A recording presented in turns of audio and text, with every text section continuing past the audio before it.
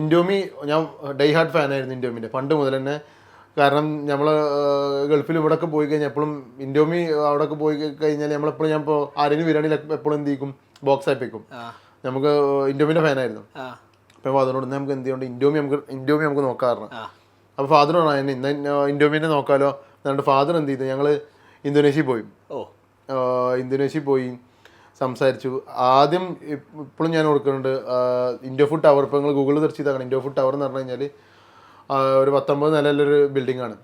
അപ്പോൾ അവർ different departments ആണ്, വലിയ മൾട്ടിനാഷണൽ കമ്പനി ആണല്ലോ. അപ്പോൾ ഇന്തോനേഷ്യയിൽ ഇൻഡോ ഫുഡ് എന്ന് പറഞ്ഞാൽ നമ്മളിവിടെ അതായത് Indo food have different verticals of business. അപ്പോൾ അവിടെ മാഗി ഇന്തോനേഷ്യയിൽ ചെന്ന് ഞങ്ങൾക്ക് മാഗി നൂഡിൽസ് കിട്ടൂല, അവിടെ ഇൻഡോമി മാത്രമേ കിട്ടൂ. അപ്പോൾ അവിടെ അതായത് നെസ്ലയുടെ പ്രൊഡക്ട്സ് ഡിസ്ട്രിബ്യൂട്ട് ചെയ്യണമൊക്കെ ഇൻഡോ ഫുഡാണ്. അപ്പോൾ അത്രയും മൊണോപ്പൊളി ആയിട്ട് അവിടെ അവരുടെ മാർക്കറ്റിൽ കൺട്രോൾ ചെയ്യുന്ന സ്ഥലങ്ങളാണ്. അപ്പോൾ എഗെയിൻ അപ്പോൾ ചെന്ന് ഞങ്ങളിങ്ങനെ സംസാരിച്ചപ്പോൾ ഇതിൻ്റെ മുന്നേ ഒരു ഫ്ലാഷ് ബാക്ക് ഉണ്ട്. കാരണം ഞങ്ങൾ വരുന്നതിൻ്റെ മുന്നേ ഇൻഡോമി ഇവിടെ വന്നതാണ്. ഓക്കെ, ഇന്ത്യയിൽ ഓൾറെഡി ഉണ്ടായിരുന്നു. അന്ന് വന്ന് കേരളത്തിൽ 1-2 ഇമ്പോർട്ടേഴ്സ്, കേരളത്തിൽ ഹൈദരാബാദ് വേറെ, ഡൽഹിയിൽ വേറെ ഇമ്പോർട്ടേഴ്സും, ഇങ്ങനെ ഡിഫറെൻറ്റ് ഇമ്പോർട്ടേഴ്സിനൊക്കെ വെച്ചിട്ട് കമ്പനിക്ക് ഇവിടെ കൺട്രി മാനേജർ ഉണ്ടായിരുന്നു, റീജിയണൽ മാനേജർ ഒക്കെ ആയിട്ട് കമ്പനി സിസ്റ്റമായിട്ട് ഇൻവോൾവ് ചെയ്തിട്ട് ചെയ്തിരുന്നു. അന്ന് ആ സമയം വന്ന് I don't know why company ആ ഓപ്പറേഷൻ ഞാൻ നമ്മളെ കുക്കീസിൻ്റെ കേസ് പറഞ്ഞാൽ തന്നെ സ്കെയിൽ ബാക്ക് ചെയ്ത് കമ്പനിയൊക്കെ ഓപ്പറേഷൻസ് ഇവിടെ നിർത്തി വെച്ചായിരുന്നു. അത് കഴിഞ്ഞിട്ട് 2-3 വർഷം കഴിഞ്ഞിട്ടാണ് ഞങ്ങൾ ചെല്ലുന്നത്. അപ്പോൾ എപ്പോഴും കമ്പനിയുടെ മൈൻഡിൽ എന്താണ്, കാരണം അന്ന് കമ്പനി ഇൻവോൾവ് ചെയ്ത സാധനമാണ്. കമ്പനി ഇൻവോൾവ് ചെയ്തിട്ട് ഇമ്പോർട്ടേഴ്സിന് ഇതിനെ മാനേജ് ചെയ്യാൻ കമ്പനിയുടെ ഓൺ സ്റ്റാഫ് അടക്കം ഇവിടെ ഉണ്ടായിരുന്ന സമയമാണ്, കൺട്രി മാനേജർ ഉണ്ടായിരുന്നു. പക്ഷെ ഈ ഒരു എന്താ അറിയില്ല, കാര്യങ്ങൾ എന്തായില്ല, വിചാരിച്ച പോലെ കമ്പനിക്ക് നടക്കാതെ കമ്പനിയൊക്കെ ടേക്ക് ബാക്ക് ചെയ്തു. ഇനി ഇന്ത്യയിലേക്ക് ഇപ്പോൾ ഓപ്പറേഷൻസ് ഇല്ല എന്നുള്ള രീതിയിലാണ് കമ്പനി നിന്നിരുന്നത്. അപ്പോൾ ഞങ്ങളിങ്ങനെ പറഞ്ഞത് ഞങ്ങൾ ഇങ്ങനെയാണ്. അപ്പോൾ ഞാൻ പറഞ്ഞു ഇത്ര വർഷമായിട്ട് ഞങ്ങൾ എക്സ്പീരിയൻസ് ഉണ്ട്, ഫാദർ മുതൽ നമുക്ക് ഡിസ്ട്രിബ്യൂഷൻസും നെറ്റ്വർക്ക്സും കാര്യങ്ങളൊക്കെ ഉണ്ട്. And we have A young team. ഇപ്പോൾ അവരൊക്കെ ഇപ്പോൾ ഇൻവോൾവ് ചെയ്ത് ഞങ്ങൾ നല്ലൊരു ടീമായിട്ട് തന്നെ ഇപ്പോൾ ഞങ്ങൾ. അപ്പോൾ അഗൈൻ ഡൗട്ട്, നിങ്ങൾ ആ സമയത്ത് കേരളത്തിൽ മാത്രമായിരുന്നോ സപ്ലൈ ചെയ്യുന്നത്? അല്ല, അന്ന് നമ്മളിപ്പോൾ സൗത്തിൽ പല പ്രൊഡക്ഷൻ നമ്മൾ ആൾറെഡി സപ്ലൈ ചെയ്യുന്നുണ്ട്. സൗത്തിൽ സപ്ലൈ ചെയ്യുന്നുണ്ട്, പല പ്രൊഡക്ഷൻ നമ്മൾ സപ്ലൈ ചെയ്യുന്നുണ്ട്. But network more strong in Kerala. But ഞാൻ പറഞ്ഞ കോയമ്പത്തൂർ പല പ്രൊഡക്ഷൻ നമ്മൾ സപ്ലൈ ചെയ്യുന്നുണ്ട്. അപ്പോൾ ഇതിൽ അന്ന് പറഞ്ഞൊരു കാര്യം, ഇന്ന് എന്തുകൊണ്ട്, അപ്പോൾ ഞാൻ ചോദിച്ചു എന്നാൽ നമുക്ക് ഇങ്ങനെ പ്രൊഡക്റ്റ് ഇത് കൊണ്ടുവരുന്നത് ഇവരായിട്ട് ഇങ്ങനെ ചർച്ച ചെയ്യാണ്. പക്ഷെ അവരെപ്പോഴും അതിനെക്കുറിച്ചൊന്നും ഒരു ബോധമല്ല. കാരണം അഗെയിൻ ഞങ്ങൾ വന്നിട്ട് ഇൻവോൾവ് ആയി ചെയ്ത കാര്യമാണ്. ഇപ്പൊ നിങ്ങളൊക്കെ പാടെ വന്നിപ്പോൾ നിങ്ങൾ ഇത്ര ഇതാവും എന്നൊക്കെ പറയുമ്പോൾ അപ്പോൾ സ്റ്റിൽ ഞാൻ യോങ്യു എന്ന് പറഞ്ഞ മാനേജറായിരുന്നു. അപ്പം പറഞ്ഞു ഇപ്പം അവൻ യൂറോപ്പിന്റെ കൺട്രി മാനേജറാണ്. അപ്പം യോങ്യു പറഞ്ഞു again it won't be possible because we already tried it, we don't have any option right now എന്ന് പറഞ്ഞു. Maybe will think in future എന്ന് പറഞ്ഞു. പക്ഷെ പല വർത്താനൊക്കെ പറഞ്ഞ് എഗെയിൻ അപ്പോൾ ഒന്നും നടന്നില്ല. അപ്പോൾ ഞങ്ങൾ എന്ത് പറഞ്ഞു, എന്നായിക്കോട്ടെ ഇനി എന്ത് ചെയ്യാം, ഇനി നമുക്ക് നോക്കാം. അപ്പോൾ ഞാനന്ന് മനസ്സിൽ നിന്ന് വിട്ട കാര്യമാണ്, ഇന്ത്യയും ഇപ്പം ഇനി കിട്ടലൊന്നും ഉണ്ടാവില്ല. കാരണം അങ്ങനത്തെ ഒരു സംസാരമായിരുന്നു.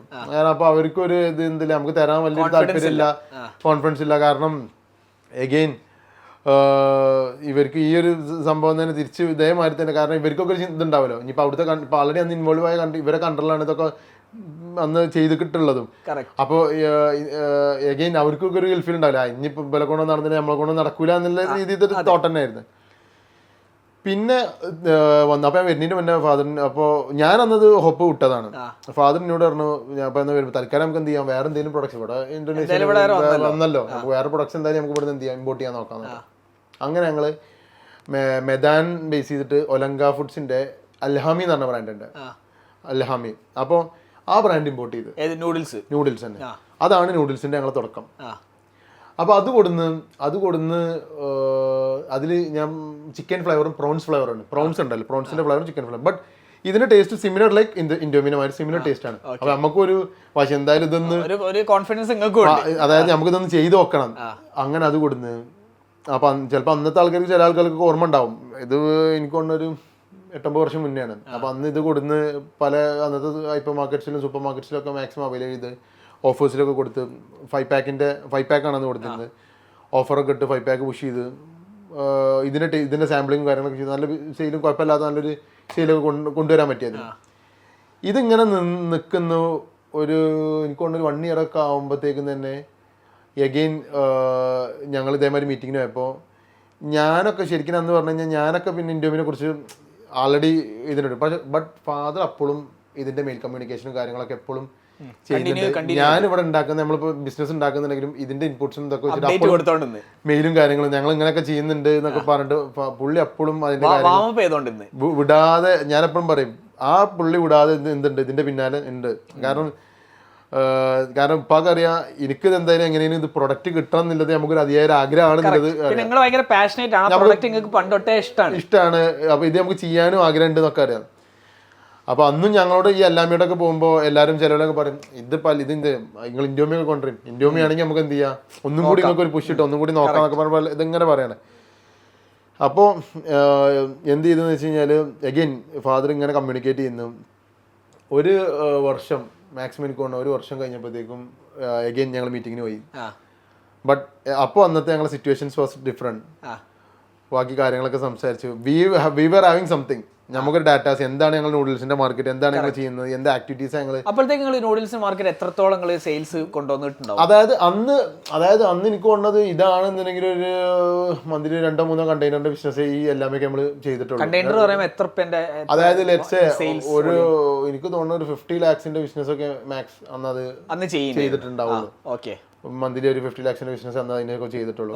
കാരണം അതായത് ആ നെറ്റ്വർക്ക് വെച്ചിട്ട് നമ്മൾ ഞാൻ പറഞ്ഞില്ലേ പീപ്പിൾസ് ആർ ദർ. അന്ന് എനിക്ക് എൻ്റെ കൂടെ ടീം ഉണ്ടായിരുന്ന സെയിൽസിൽ ഒരു 13-14 പേര് അന്ന് ഡിസ്ട്രിബ്യൂഷൻ വിങ്ങിലില്ല, എക്സ്ക്ലൂസീവ് ആയിട്ട് വർക്ക് ചെയ്യുന്ന ടീം അവിടെ ഉണ്ട്.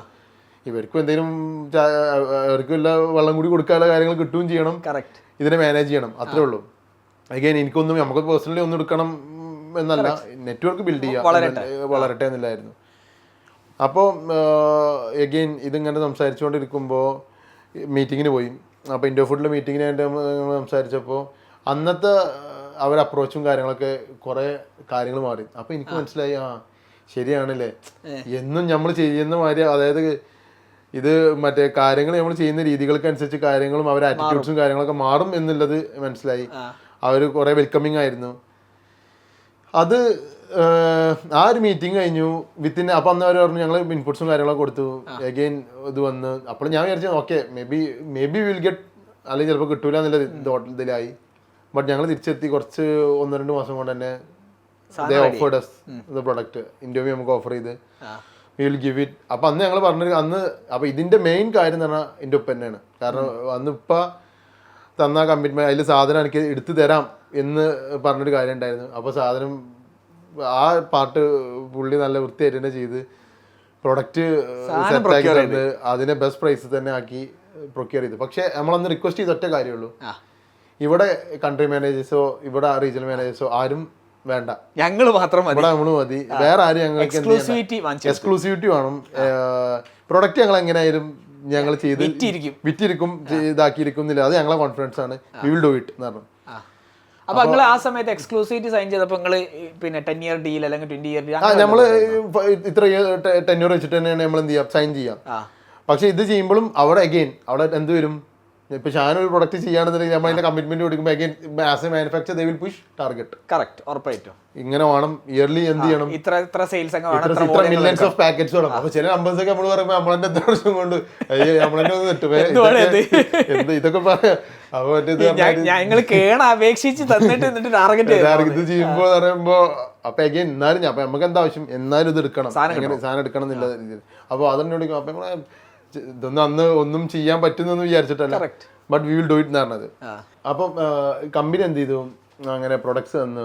അപ്പൊ നമ്മള് ഈ കമ്പനി ഇതേമാതിരി ടാർഗറ്റ്സും കാര്യങ്ങളും അതിലേക്ക് ഞങ്ങൾ എന്ത് ചെയ്തു, ഈ പറഞ്ഞ കാര്യങ്ങൾ അങ്ങോട്ട് കമ്പനി പെൻസ് പറഞ്ഞു എന്നാൽ ഞങ്ങൾ ചെയ്തു തരും, ഇങ്ങനെയാണ് വേണ്ടത്.